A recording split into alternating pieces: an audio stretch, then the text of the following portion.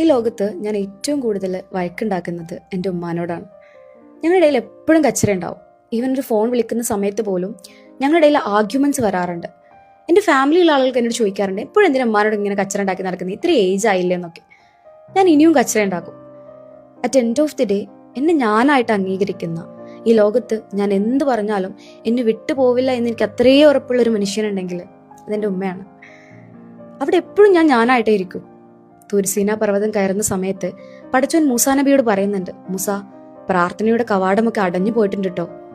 മൂസാ നബിയുടെ പ്രിയപ്പെട്ട മാതാവ് ഈ ലോകത്തോട് വിട പറഞ്ഞിക്കണ എന്ന് പടച്ചോൻ മൂസാ നബിക്ക് അറിയിച്ചു കൊടുത്ത ഒരു വേ അങ്ങനെയായിരുന്നു, ഒരു ശൈലി അങ്ങനെയായിരുന്നു.